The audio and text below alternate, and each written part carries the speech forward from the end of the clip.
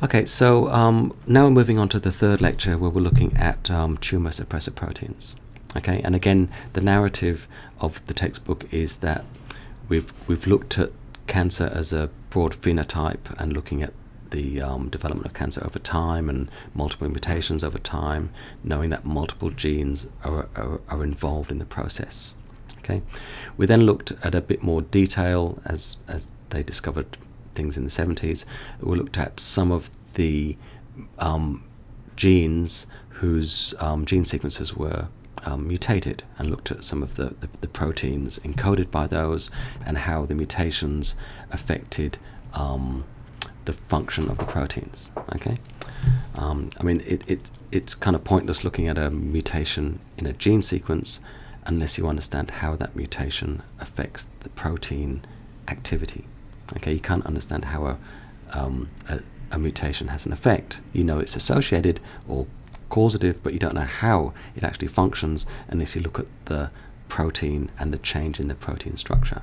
Okay, and also when you're designing drugs for typically the protein activity is predominantly the target of drug design. Anyway, so we're now looking at some research.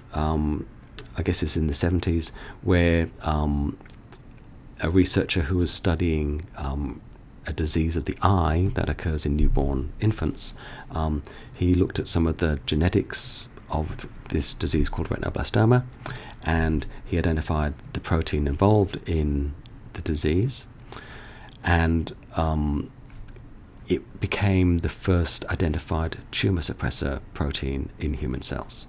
Okay, and once retinoblastoma was established as a tumor suppressor, the concept of tumor suppressors was applied to other proteins that were being studied as well. But retinoblastoma was the first identified tumor suppressor.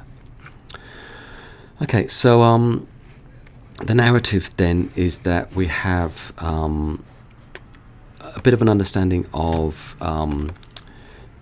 tumor viruses led to the discovery of oncoproteins, and then we studied the oncoproteins in the human genome and looked at some of the functions of these oncoproteins.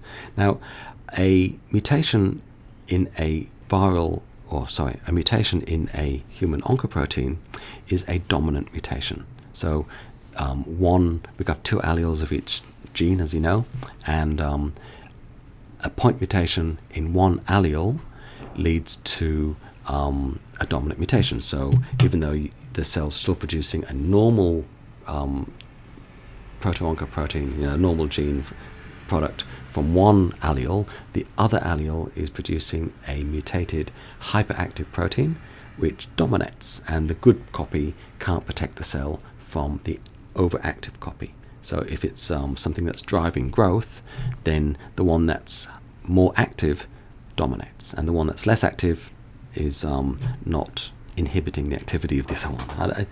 It's a pretty simple concept. I'm over explaining it to you. Okay, so in that sense, it was thought that the properties of these mutations were dominant. In other words, that the cancer phenotype was dominant over the normal cellular phenotype. So if you had mutations in these oncoproteins, it was the predominant dominant phenotype. Okay, so there's this kind of cool experiment that was done that involved cell fusion. So if you take if you take a cancer cell and a normal cell, assuming that the cancer cell has a dominant phenotype, when you merge the two cells, then the active thing from the dominant cell will dominate the fused cell. All right. But what turned out is that what happened is that when you fuse one of these cancer cells with a normal cell, the phenotype that resulted was that the cancer phenotype was recessive. Okay, and that shocked a lot of people, I think. So it turned out there had to be something else that was more common in cancers that was causing the cancers, and this led to the development of these the idea of looking for tumor suppressors. And if you remember in the first lecture, we stated that tumor suppressors are more common in cancer cells than oncoproteins. Okay, that using this experiment, they were able to demonstrate that some of the controlling factors that lead to cancer formation are recessive. Right? So effectively, the good copy of the tumor suppressor in the wild-type cell was able to restore the function that was lost in the cancer cell. Okay, so the occurrence of these tumor suppressors has been flagged as being an important thing to understand, and the oncoproteins were the exception to the rule. Okay, so Alfred Knutsson, this I think he was Swedish, Scandinavian scientist, he was studying the occurrence of retinoblastoma, and he was looking at the genetics of the occurrence of retinoblastoma, and he'd identified that you have cancer in one eye or both eyes, so it can be unilateral or bilateral, and he was able to conclude that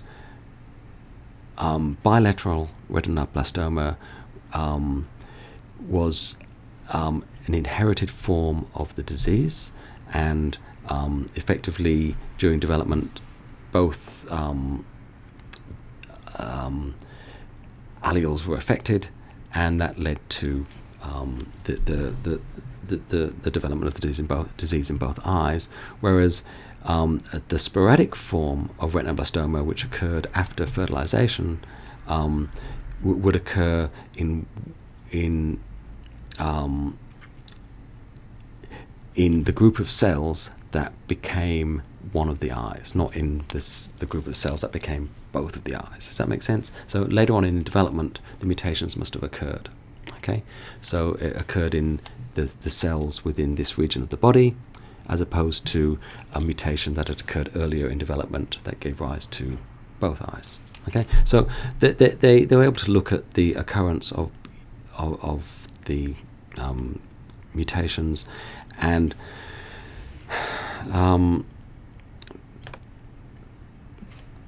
to cut a long story short, the question was, how do you knock out both copies of these alleles to give rise to the disease in a short period of time? So from the point of fertilization to embryo development was a 9-month period, and you were having to have 2 independent mutations to knock out both copies in the sporadic form of the disease, which was highly unlikely, but yet there was still a proportion of children who were born with the sporadic form. And also, if you look at the familiar inherited form, then you had to have another mutation in the good copy during that early stage of development to give rise to bilateral retinoblastoma. So, so the case against tumor suppressor proteins was the unlikely occurrence of mutations in both alleles, because each mutation has a low occurrence rate, and therefore to get both alleles knocked out was highly unlikely. But it was seen, so something was going on. So, so he came up with these processes which led to the loss of heterozygosity. So you've got one mutant allele and one good allele, so it's heterozygous, okay? But for the full-blown disease, it has to be homozygous, because the good copy can protect against the bad copy. So you have to have a mutation in the good copy in addition to the existing mutation. So, so effectively what he was saying is that through, and I won't go into the details here, you need to go to the lectures to understand this, but through the process of mitotic recombination, you can give rise to offspring with homozygous mutations in both copies, okay, rather than outcomes. So effectively, like I said, you need to go to the lectures to look at that. And also there were other processes involved in losing the existing good copy, which involved gene conversion. Okay, so the DNA polymerase was jumping between, is thought to jump between the two alleles and then copy the mutant copy into during DNA replication. All right, so we discussed the unlikelihood of tumor suppressors needing to knock out both copies, and we talk about other cellular processes which are more frequent than mutations, which can lead to one mutation being copied, giving a higher frequency of occurrence. So, and then this led to the discovery of the retinoblastoma gene or protein, and in terms of the genetics of this, it differs from that of the oncoproteins, whereas oncoproteins, you have a hyperactivation of one allele, and it's a dominant mutation, whereas in the tumor suppressors, you have to knock out both copies. So you're not enhancing the function of the retinoblastoma, you're actually inactivating the function of retinoblastoma, but because you've still got a good copy, you have to inactivate both of them. Otherwise, the good copy can protect. And if you think back to this experiment here, it clearly showed that when you fuse two cells, a good copy from the normal cell can protect against the loss of function in the cancer cell. So same kind of story here.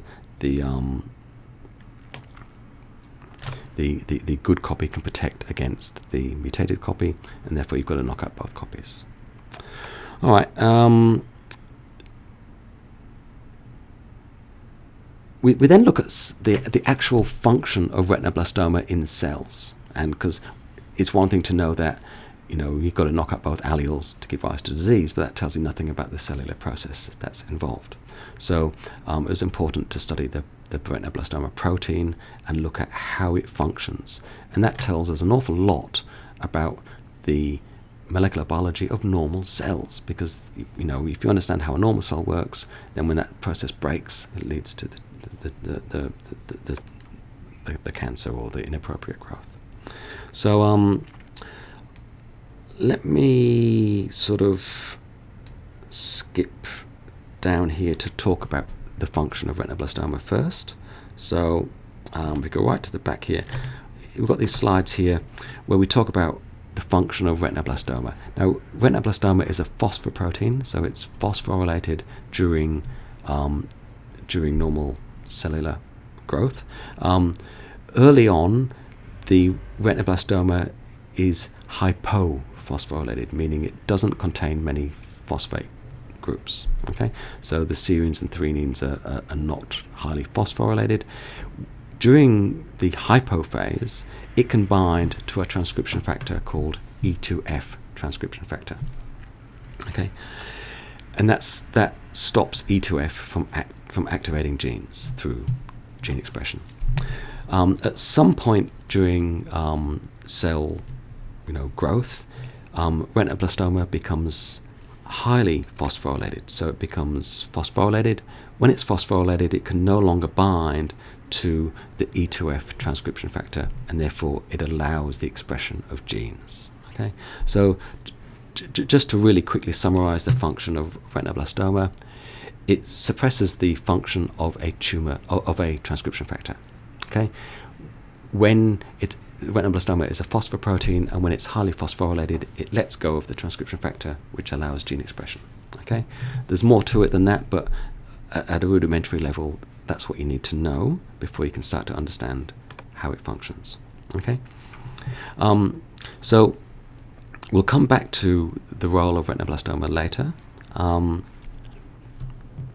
So another thing to look at is how these tumor suppressors can be inactivated through their promoters becoming inactive. So effectively, the gene sequence of the tumor suppressor is good, but it's simply not being expressed in cancer cells. Okay. Now, one of the ways that one of the things that's been observed in cancer cells is that the promoter region of tumor suppressors are highly methylated. Okay, so how does highly methylated promoter region lead to gene suppression? All right, so what you need to understand first is how generally the process of gene suppression operates, and then we'll discuss how methylation affects that process. Okay, so gene suppression as a general process is controlled at the level of nucleosomes and at the level of histone acetylation and deacetylation of lysine residues of histones. Okay, that hopefully you have an understanding of this. So firstly, what is a nucleosome? Okay, so a nucleosome is an octamer of 8 histone proteins. Okay, they just form this thing, this lump. Okay, and around that octamer of histone residues is 2 wraps of DNA. All right, now the histone residues have tails that protrude, and these tails are rich in lysine residues. Okay, and lysine residues, as you know, are positively charged. Okay, now positively charged protein and negatively charged sugar phosphate backbone of DNA interact and cause tight wrapping of DNA around the nucleosome. Tightly wrapped DNA cannot be expressed. Okay, so the cell has a process of these enzymes called histone acetyltransferases. Okay, and what it does, it at the point where the lysine residues are positively charged, it adds an acetyl group, which that process of modifying the amino acid residue, it loses its charge. So these lysines become acetylated, but more importantly, they lose their charge. So all of these positive groups are lost and acetyl groups are added. Okay, acetyl groups are this small chemical, small little things. Okay, so the positive charges on the histone tails are lost, so the nucleosome becomes less positive. Therefore, the nucleosome proteins interact less with the negatively charged DNA. So the DNA becomes loosely compacted, so that the DNA now can be bound by transcription factors, because the DNA is not tightly bound to the histones. All right? So we have this process of acetylation of histones, which loosens up DNA by removing the positive charges. Okay? So if you've got DNA that's tightly wrapped around a nucleosome, it's inactive. All right? If the DNA is methylated highly, such as in cancer cells, then the methyl groups, they attract something called a HDAC. All right? So just think of these other proteins, and they're histone deacetylases. So the histones, they then take the acetyl groups that were attached to the lysines, and they deacetylate and return the positive charge. So the methyl groups brings in the histone deacetylase, which removes the acetyl groups. It deacetylates the histones and returns the positive charges. And that tightens up the nucleosome, and a tight nucleosome can't be expressed. And if this happens at the promoter of a tumor suppressor, then the tumor suppressor is turned off, and therefore growth is driven, allowed to proceed when it shouldn't have proceeded, which is what happens in cancers. So you've got this process then. Highly methylated promoters in cancers bring in the histone deacetylase, which takes the acetyl groups off the histone tails, allowing the positive charge to return, allowing the tightening of the nucleosome, switching off the gene. Okay, and it's important to understand how a process works. Otherwise, you'll never understand how cancers form and how drugs are developed to manipulate cellular processes. Okay, so it might sound a bit complicated, but if you think about it and read about it and look at the lectures, it becomes quite straightforward. Okay. Now, another thing that's interesting about this process, okay, so we've got a process of gene suppression through methylation. Another thing that's really interesting is that when they looked at retinoblastoma in more detail, I don't know if I've got a slide about this. Yes, here. So when they looked at about this process of how does retinoblastoma function, it turns out that retinoblastoma can tether a histone deacetylase to affect gene expression, and that the E2F protein that retinoblastoma is also controlling, when in the absence of retinoblastoma, the histone, the E2F can bind a histone acetyl transferase. So effectively, retinoblastoma is not only binding to the transcription factor to control gene expression, but retinoblastoma and that transcription factor are also manipulating the structure of DNA around the nucleosomes through controlling acetylation. Okay, and methylation affects that process, and retinoblastoma and the transcription factor also affect that process. Okay, so again, I won't try and describe that to you now. It's in the lectures. I forget how much detail I described it in the lectures, but it's a fascinating bit of biology, and it's really interesting to see how DNA structure affects gene expression as a fundamental process, and it's interesting to see how in cancer cells that process has gone wrong through inappropriate levels of methylation. Okay, so so the next thing we went on to look at in the lecture, and it's related to what we've just been talking about, but the other thing we went on to look at then was here. It was the function of retinoblastoma, and we've talked a bit about that, but also this thing called the cell cycle clock. Okay, so effectively, if you've got a cell, it doesn't just keep dividing continuously. Okay, it is told when to divide. Okay, and that's a process that's really well understood. Okay, and effectively, a growth factor can drive this process. Okay, but how? That's the question. How does that happen? Okay, so effectively, the growth factor leads to the activation of a signaling pathway through a receptor, which leads to gene expression. Okay, and we'll talk about that later. Now, the growth factor leads to gene expression is the key part of that sentence. And one of the genes that's being expressed is a thing called a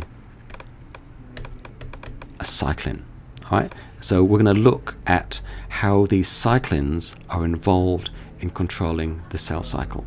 Okay? Retinoblastoma also has a role in this, so it's good that we've got an understanding of a bit about what retinoblastoma does. But now, important message is growth factors can drive signaling pathways to lead to gene expression, and one of the genes that can be expressed is a cyclin gene. All right? So we're talking about signaling and about how receptors, remember our tyrosine kinase receptors on the membrane of the protein of the cell, they can bind to a signaling molecule, and that can activate a kinase domain to drive a process leading to gene expression. Okay, so now clearly cells aren't just growing all the time, because that's the hallmark of cancer. So cells are effectively not growing unless they're told to. So this process of dividing is not occurring, all right, until the growth factor is present, and the growth factor then causes the growth to occur. All right, so this little diagram here, I'm looking at how the growth factors can lead to activation of growth. Okay, if you're thinking about cell growth, there's two ways of thinking about growth. There's replicative growth, and there is just growth getting bigger, something getting bigger. Okay, when we talk about cell growth, we don't talk about a cell getting bigger. I mean, it changes size a bit, but we talk about replicative growth, cell doubling. Okay, so if you're going through a cycle of cell growth, then we have the cell cycle, which goes from G0, which is not growing, into G1, which is a gap phase between where the cell is building up resources, but it's not actually dividing yet. And then we go into S phase, where the DNA replication occurs. And then we go through another gap phase called G2. And then we go through mitosis, where the cell division occurs. Okay, so you need to replicate the DNA. So you've got 2 copies of everything before you can then segregate that DNA into 2 cells to divide them. Okay, so you've got 2 gaps, and then you've got 2 important processes of DNA synthesis and mitosis, and then you've got a quiescent phase where the cells are sitting there, but they're not growing, but they're metabolizing and doing useful things. Okay, so to understand uncontrolled cell growth, you need to understand that there's phases of the cell cycle leading to cell division, and because cells aren't growing, then they're obviously paused at some point in this cycle. So this cycle takes time, a couple of hours to go through, but typically the cells aren't growing, they're just sitting there metabolizing and doing useful things. So during this cell cycle then, there's a pause. So a point, a particularly important pause, is called the restriction point, the R point. And that occurs late in G1, just before DNA synthesis. Okay, so there's a bunch of these checkpoints. The one I particularly want to talk about is the restriction point that occurs late in G1. And that's where retinoblastoma has a role to play by inactivating the E2F transcription factor.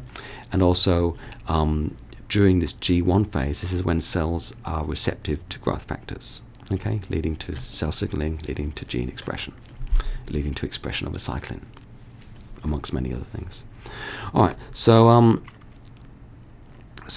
if you look at cells in a continuous culture, or if you are able to synchronize cells some way, and you looked at these phases of G1S, G2M, G1S, G2M, if you look at cells going through that process, then you can take cell aliquots at various points in time, and you can look at gene expression at various points in time, and you can look at what's expressed. And they did that, and they noticed that these cyclins are peaks in expression of certain proteins. So these are cell cycle regulated proteins. Proteins whose expression is determined by which stage in the cell cycle it's there. Okay, so lots of proteins are expressed all the time. Some proteins are only expressed when they're needed, and some genes are responsive and they respond to the environment in some way. But these ones are responding to factors which are involved in cell growth. Okay, so the cyclin gene is one of the genes we want to talk about. So we have this diagram here. We know some of these proteins are cell cycle regulated, and what this little diagram here is showing is that the growth factor is working through a receptor tyrosine kinase, leading to activation of RAS, leading to the MAP kinase pathway, leading to gene expression of a cyclin. And that occurs during G1. Okay, so what's happening here is a growth factor is leading to activation of a receptor, cell signaling, and expression of a gene, or lots of genes, but some of them being cyclins. Okay, So why is it important that we have the expression of a cyclin? Well, the cyclin protein, it forms a dimer or a heterodimer with a cyclin-dependent kinase. Okay, now this occurs in late G1 because that's when the cell's responsive to growth factors, and one of the proteins, there's lots of them, but one of the proteins that these kinases can phosphorylate is the retinoblastoma protein. Okay, so we talk about then the phosphorylation of the retinoblastoma going from hypo, less lightly phosphorylated, to hyperphosphorylated, okay, due to these cyclin-dependent kinases, which are activated by growth signals. Okay, and what's the outcome of this? Well,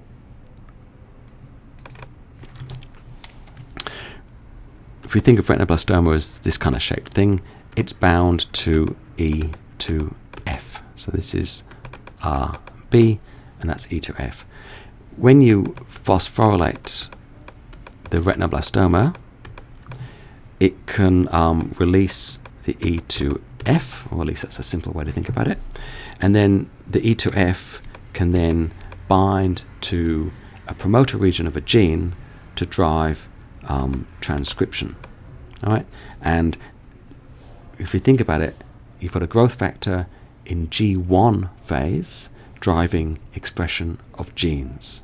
So what sort of genes would be required to enter DNA replication, which is the S phase of the growth cycle?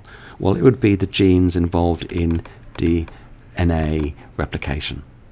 Okay, so your polymerases, your genes that make nucleotides, which are required for polymerization into a new DNA molecule, and all of those factors that are required for DNA replication are turned on.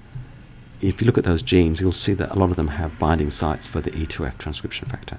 So the growth factor causes activation of the cyclin-dependent kinases, which then phosphorylate the retinoblastoma, which release the transcription factor to turn on genes required for DNA replication.